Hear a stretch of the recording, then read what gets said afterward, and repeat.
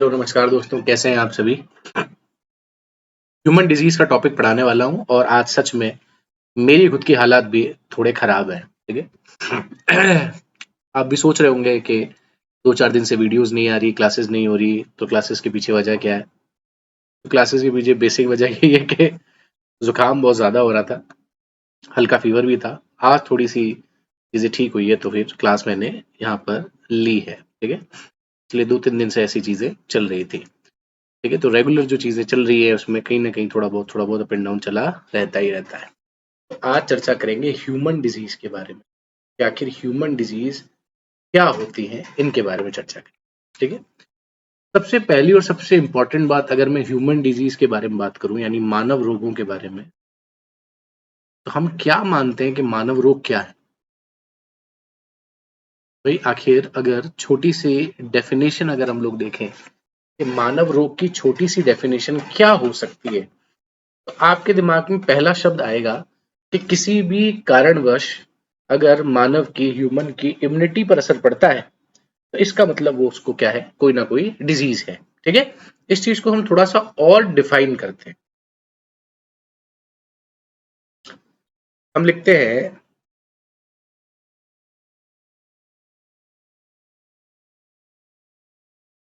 ऐसी अवस्था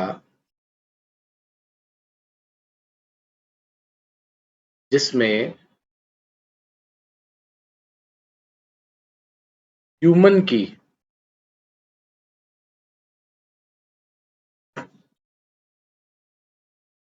फिजिकली यानी भौतिक रूप से और मेंटली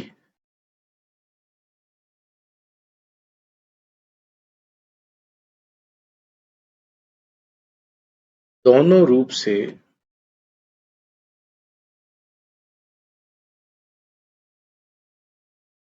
प्रभाव पड़ता है, उसे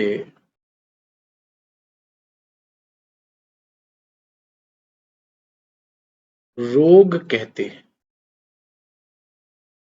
क्या कहते हैं उसको, रोग कहते हैं। कहने का मतलब ये है कि किसी भी तरीके से अगर ह्यूमन की किसी भी फिजिकल या मेंटली या किसी भी दोनों तरफ से अगर कोई इफेक्ट पड़ता है, तो उसको डिजीज कहा जा सकता है। जैसे आप मुझे देखिए, अगर मैं बात करूं तो मैं पूरी तरीके से, प्रॉपर तरीके से आपको 100% देने की कोशिश कर रहा हूं, बट मैं जानता हूं मैं नहीं दे सकता। क्यों? क्योंकि जब किसी व्यक्ति को कोई डिजीज होती है तो उसको मेंटली भी इश्यू होता है। क्योंकि क्या होगा, एक अचानक से एक अजीब सा चिड़चिड़ापन पैदा होगा, और फिजिकली रूप से तो परेशान है ही, सर में दर्द हो रहा है, नाक बंद है, या और कोई भी समस्या जो एक सामान्यता रोगी में पाई जाती है, वो सारी चीजें यहाँ पर आपको देखने को मिलती है। आई बात समझ में। लेकिन अब यहाँ पर स्पेशली हमने मेंटली क्यों लिखा, क्योंकि हम फिजिकली रूप से जितना परेशान हो रहे हैं, उसमें कहीं ना कहीं हम मेंटली रूप से भी क्या हो रहे हैं, इफेक्ट हो रहे हैं। ठीक है, एक चिड़चिड़ापन आपके अंदर पैदा हो रहा है, एक परेशानी आपके अंदर पैदा हो रही है। अगर मुख्य रूप से बात करें तो आज के वक्त में लोग फिजिकली तौर पर जरूर फिट हैं, लेकिन मेंटली तौर पर सब परेशान। क्यों? क्योंकि हम किसी ना किसी चीज में इस तरह से उलझे हुए हैं कि हमने जानबूझकर अपनी मानसिक विकारताओं को जन्म दिया है। यानी हमारी जो मेंटल स्टेज है उसको हमने जानबूझकर खराब किया है। जैसे फॉर एग्जांपल अगर हम बात करें, बहुत छोटे से एग्जांपल के साथ स्टार्ट करता हूं। हमने फेसबुक या इंस्टाग्राम पर एक पोस्ट डाली, हमने लोगों को दिखाने की कोशिश करी कि हम कैसे दिखते हैं या हम क्या काम कर रहे हैं। अब हम उस पोस्ट को लेकर इतना इन्वॉल्व हो गए हैं कि हम हर 5 मिनट या 10 मिनट में उस पोस्ट को चेक कर रहे हैं, और ये प्रतिक्रिया देख रहे हैं कि कितने लाइक आए, कितने डिसलाइक आए, किस किस ने मुझे लाइक किया, किसी ने कोई कमेंट लिखा या नहीं लिखा। कहने का मतलब यह है कि एक ऐसी चीज, एक ऐसी सिचुएशन जहां पर किसी तरह का कोई स्ट्रेस नहीं होना चाहिए था, वहां पर भी आपने जबरदस्ती अपने अंदर से एक स्ट्रेस पैदा कर दिया। अब आप देख रहे हैं कि आपकी प्रीवियस वीडियो पर या प्रीवियस जो आपने फोटो डाला था उस पर 100 जो है वो लाइक है, और अभी जो आपने फोटो डाला है उस पर सिर्फ और सिर्फ 20 लाइक आए। यहां से भी धीरे धीरे आपकी मानसिकता पर असर पड़ेगा। तो कुछ तनाव, कुछ मेंटल चीजें हमने खुद अपने आप एब्जॉर्ब कर रखी, जिसका वास्तविकता से कोई लेना देना नहीं। सही बात समझ में। कहने का मतलब है हम अगर अच्छे कपड़े पहन के बाहर निकल जाएं और हमारे घर वाले भी हमारी तारीफ कर दें, तो मेरे हिसाब से एक बहुत अच्छा जीता जागता आपको एक कॉम्प्लीमेंट मिलेगा। लेकिन हम उस कॉम्प्लीमेंट से खुश नहीं है। हम उस फोटो को पूरी दुनिया में दिखाना चाहते हैं और हम चाहते हैं कि पूरी दुनिया उस फोटो की तारीफ करे। तो आपको नहीं लगता है कि हमारी इस तरह की एक्सपेक्टेशन जानबूझ के हमारी स्ट्रेस का हिस्सा बन रही है? यानी एक ऐसी चीज हमारे साथ में हो रही है जो कि हम चाहे तो छोड़ सकते हैं, चाहे तो छोड़ सकते हैं। हमने वो तनाव ले रखा है जिस तनाव का सच में कोई औचित्य नहीं है, यानी जिस तनाव को हम किसी तरीके से एग्जिस्ट नहीं करते हैं। ठीक है, तो हम उन सभी तनावों को और उन सभी भौतिक अवस्थाओं को हम यहां पर पढ़ने वाले हैं। ठीक है, अब अगर किसी का फिजिकली और मेंटली स्टेट इफेक्ट होता है तो उससे दैनिक जीवन भी प्रभावित होता है।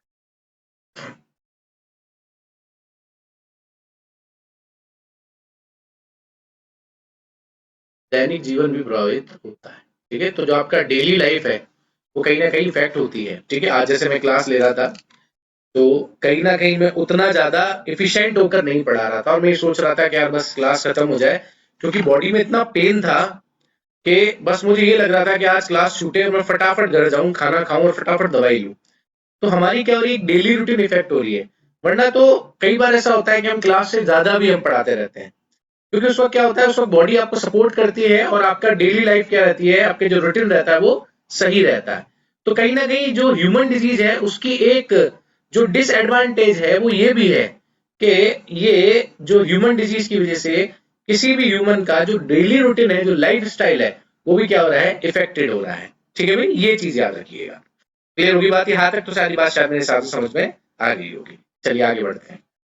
ये मेरी छोटी छोटी ट्रिक्स हैं जो मैंने यहाँ पर आप लोगों के सामने बनाई है। हम इस डिजीज को, हम इस रोग को दो पार्ट में डिवाइड कर देते हैं।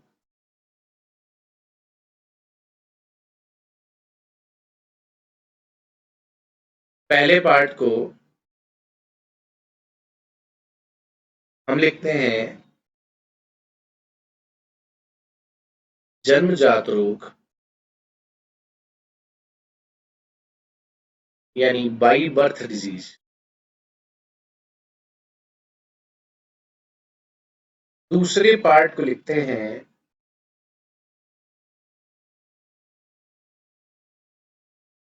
उपार्जित रोग, ऑक्यूपाइडल डिजीज। ठीक है, आपने यहां पर देखा कि दो तरह की यहां पर चीजें आई। एक तो ऑक्यूपाइडल डिजीज है और एक बाई बर्थ है। ठीक है, दोनों के अंदर डिफरेंस देखेंगे, आराम से देखने को मिल जाएगा।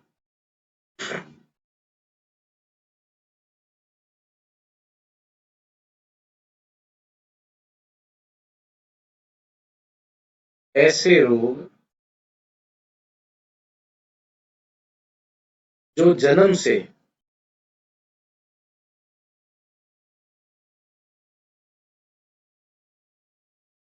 ह्यूमन बॉडी में पाए जाते हैं,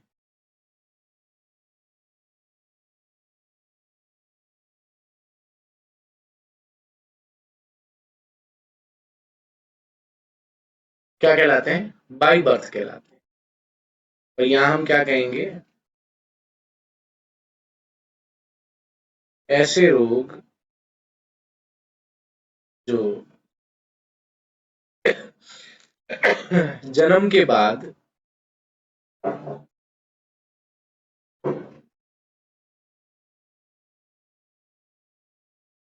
अर्जित किए जाते हैं,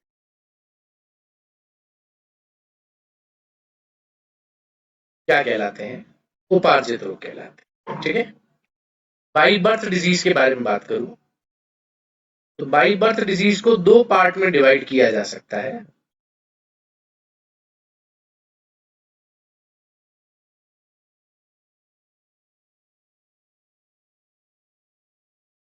सबसे पहला है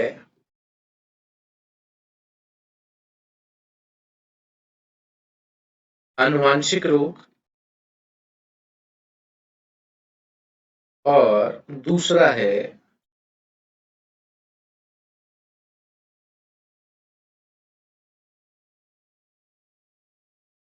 गुणसूत्रीय रोग। ठीक है भाई। आनुवांशिक रोग और गुणसूत्रीय रोग। आनुवांशिक रोगों को कैसे डिफाइन कर सकते हैं?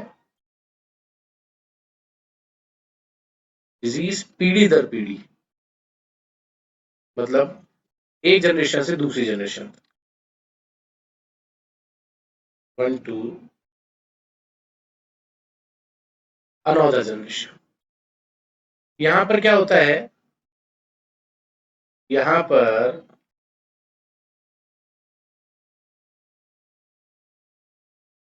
गुणसूत्रों की संख्या में परिवर्तन। ठीक है। तो अगर हम बात करें यहाँ पर, अच्छा ये वाला वर्ड आपको दिखाई नहीं दे रहा होगा, डेफ done done done done, okay okay fine, चलो हटा देते हैं इसको।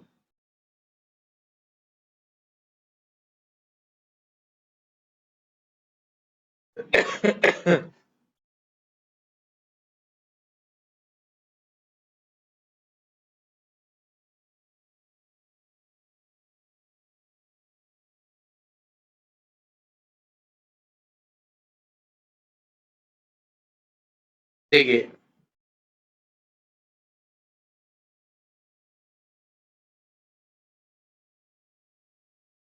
सबसे पहला गुण सूत्रीय है, दूसरा है जेनेटिकल डिसऑर्डर, आनुवांशिक।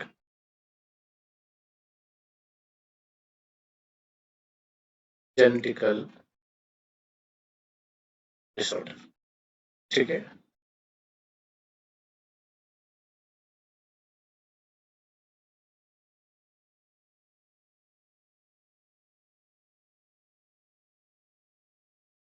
Chromosomal.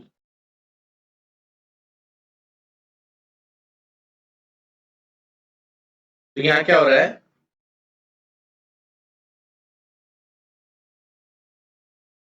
One two another generation, तो एक पीढ़ी से दूसरी पीढ़ी में। और यहाँ क्या हो रहा है, यहाँ गुणसूत्रों की संख्या में परिवर्तन हो रहा है। तो यहाँ कौन कौन सी चीजें हमें पढ़नी है, तो यहाँ पढ़ना है हमको डाउन सिंड्रोम,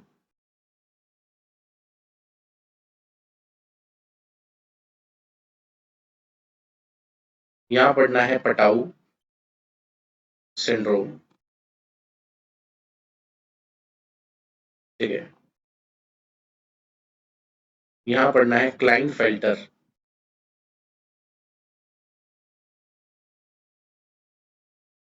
और यहाँ पढ़ना है टर्नर सिंड्रोम। ठीक है। यहाँ क्या पढ़ना है, तो यहाँ पढ़ना है आपको कलर ब्लाइंडनेस।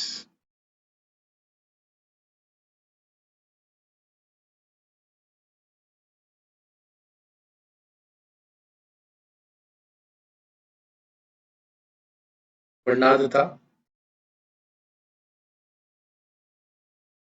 यहाँ पढ़ना है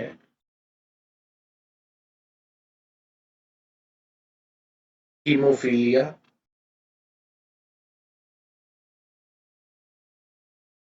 यहाँ पढ़ना है सिकल सेल,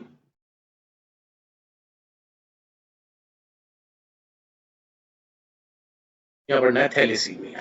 ठीक है।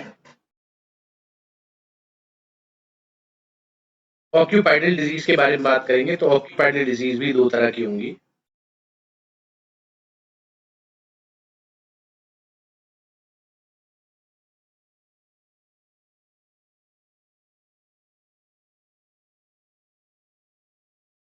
उपार्जित,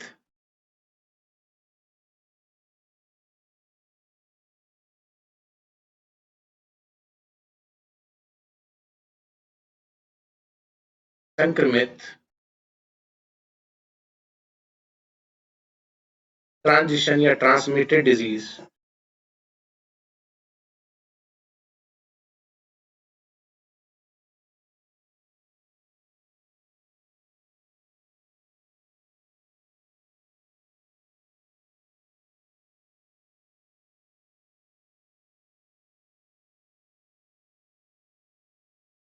ठीक है।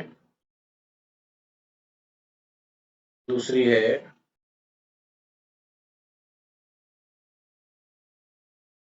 असंक्रमित।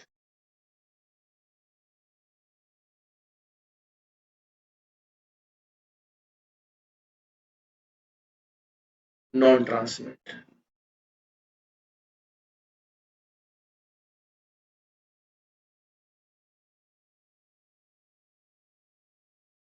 ट्रांसमिट मतलब जो बाई कांटेक्ट स्प्रेड होते हैं, यानी फैलते हैं।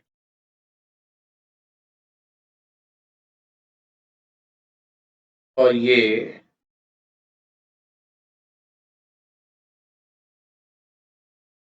बाई कांटेक्ट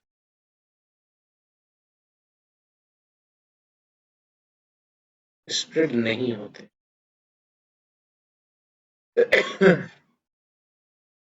ठीक है। जैसे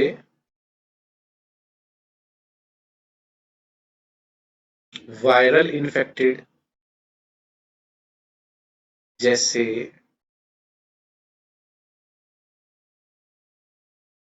बैक्टीरिया इन्फेक्टेड, जैसे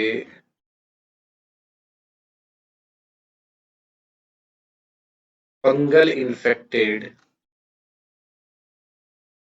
जैसे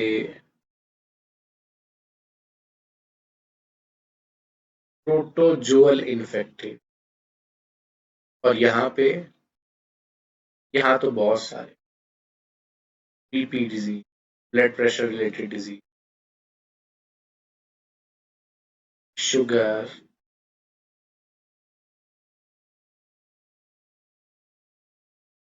न्यूट्रिएंट्स रिलेटेड डिजीज,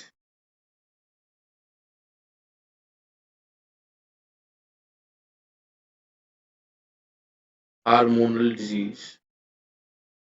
ठीक है। तो ये सारी की सारी किस्में आती हैं, असंक्रमित रोगों में आते हैं। ठीक है भाई, क्लियर। चलिए तो फिर अब स्टार्ट करते हैं। सबसे पहले बैक्टीरियल इन्फेक्टेड डिजीज।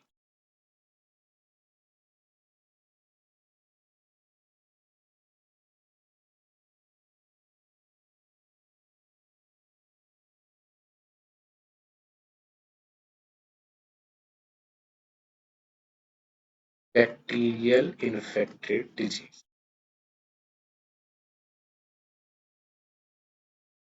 हिंदी में कहते हैं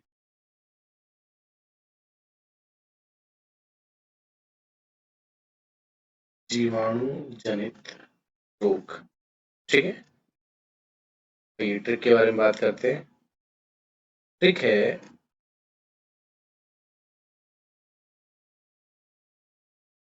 न्यूयॉर्क को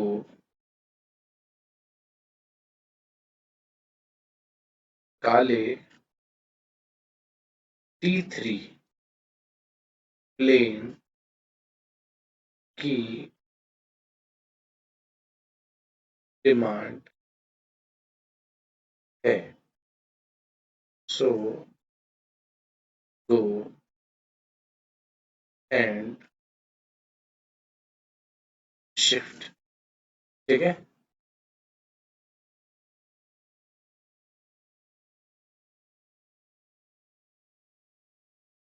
इससे क्या होना, निमोनिया। कोड, कोड को लिखते हैं लेप्रेसी।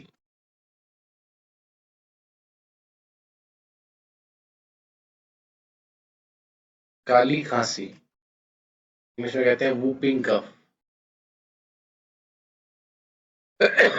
टीबी,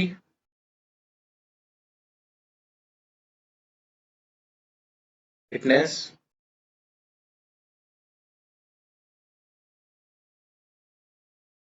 टाइफाइड, प्लेग,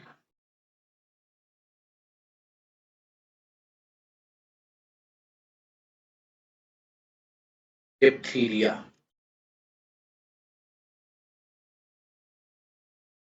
हैजा,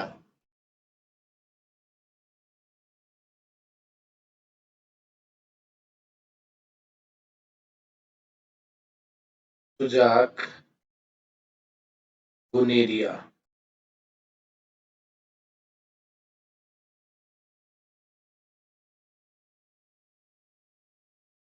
सिफिलिस। ठीक है,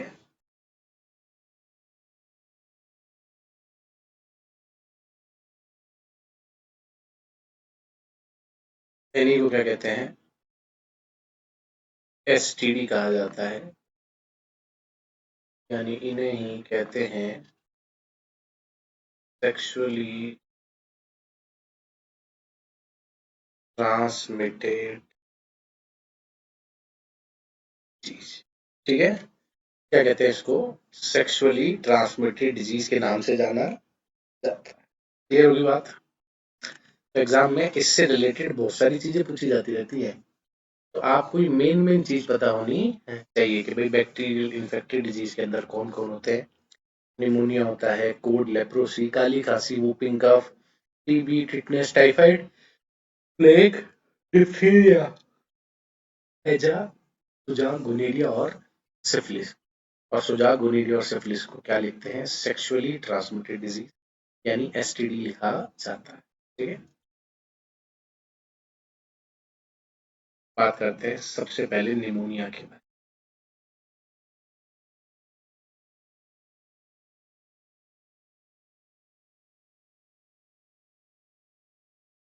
में। Pneumonia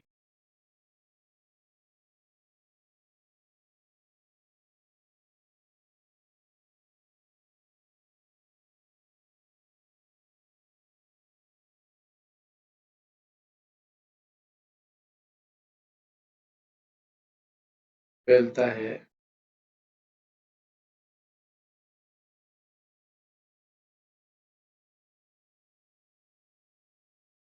Streptococcus Moni, pneumoniae,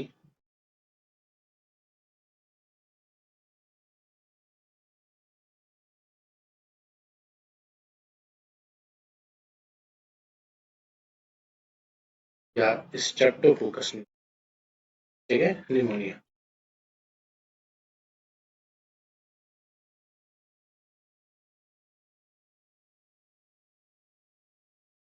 lungs infected disease है। ठीक है, तो डिप्लोकोकस न्यूमोनी। ठीक है, निमोनिया हो गया। क्लियर भाई, लंग्स इन इन्फेक्टेड डिजीज, तो सारी संक्रमित फेफड़ों में संक्रमण इसका फैलाता है। ठीक है, अब अगर मैं बात करूं ट्रीटमेंट के बारे में,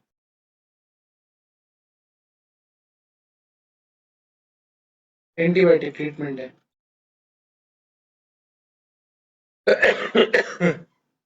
एंटीबायोटिक मेडिसिन ट्रीटमेंट है इसका। ठीक है, और अगर मैं निमोनिया के और बारे में बात करूं तो ये बच्चों में और बूढ़ों में ज्यादा होता है।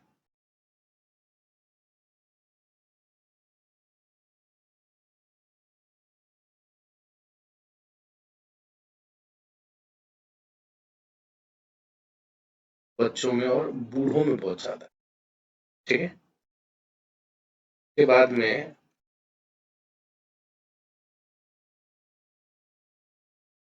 लेप्रोसी, कोड, इसी डिजीज को अभिशाप कहा जाता है, इसी को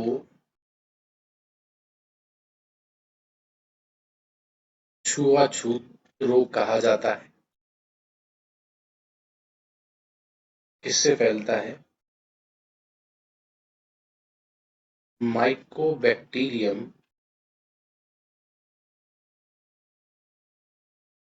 लेप्री से। कैसी डिजीज है, तो स्किन रिलेटेड डिजीज। कौन सी ट्रीटमेंट यहां पर करनी चाहिए,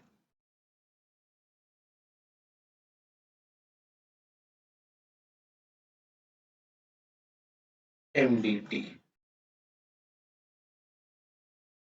मल्टी ड्रग थेरेपी। ठीक है, ये थोड़ा सा आप इसको याद रखिएगा, एग्जाम के पर्सपेक्टिव से काफी इंपॉर्टेंट सेगमेंट्स इसमें से पूछे जाते हैं। जो मैं लिखवा रहा हूँ, जो मैं करवा रहा हूँ, बिल्कुल एज इट इज इनको याद कर लेना। हमारे जीएस के अंदर जितनी चीजें आती हैं बस इसी से आती हैं, इससे ज्यादा चीजें नहीं पूछी जाती। तो निश्चिंत होकर पढ़ो, आराम से, कोई दिक्कत नहीं है। ठीक है? अब आता है काली खांसी।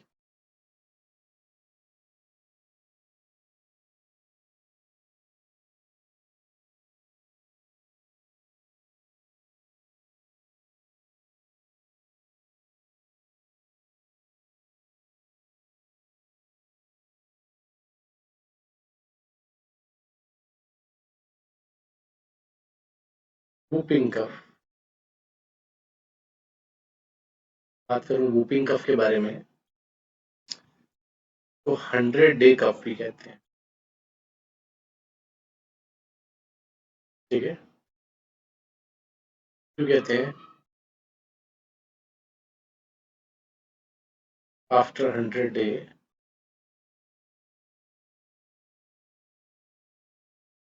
डेथ। ठीक है, इसके अलावा नॉर्मल भाषा में डॉग कफ भी कहा जाता है।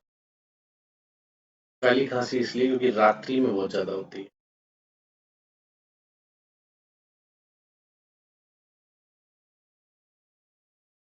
ठीक है, अब आजकल इसका ट्रीटमेंट मौजूद है।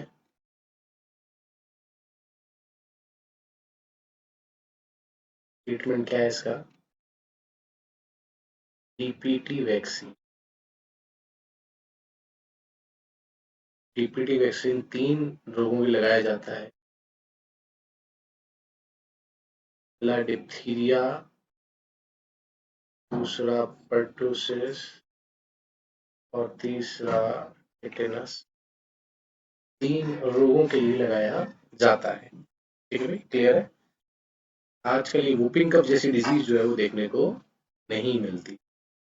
ठीक है, आइए बात करते हैं फिटनेस के बारे में।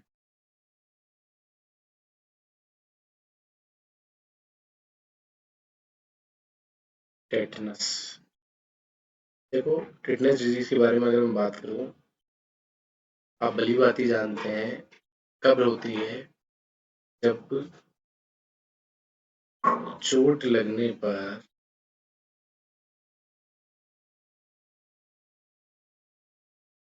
मिट्टी,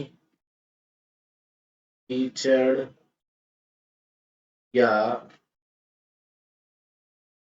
गोबर के संपर्क में आते हैं, कांटेक्ट में।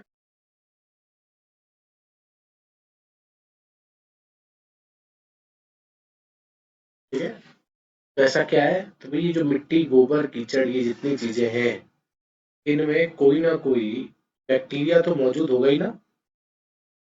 एग्जाम पूछा जाता है इनमें कौन सा बैक्टीरिया मौजूद होता है जो जिम्मेदार है? कौन सा है? Clostridium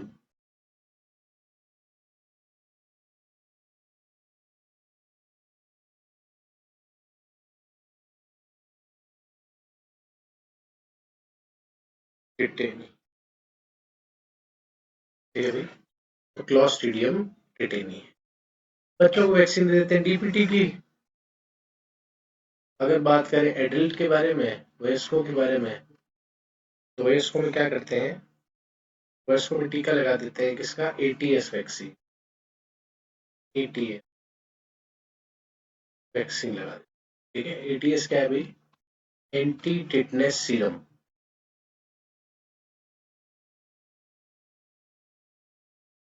anti tetanus. ठीक है भाई, अब देखो टिटनेस को बहुत सारे लोग जो है वो लॉक जॉ डिजीज के नाम से भी जानते हैं। लॉक जॉ, कोई कहता है धनुषाकार। क्यों नाम दिए गए ये? क्योंकि इससे क्या होता है, जॉ मसल पर स्वेल आ जाती है।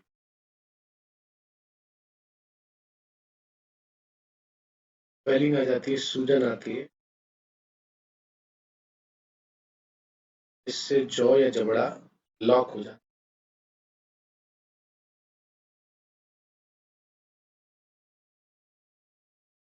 ठीक है, क्लियर है? चलो दोस्तों, फिर आज इतना ही पढ़ते हैं, तबीयत थोड़ी ठीक नहीं है। कल मिलेंगे और कल इस बैक्टीरियल डिजीज को कंप्लीट करेंगे। चलिए फिर दोस्तों, बहुत बहुत धन्यवाद, थैंक यू।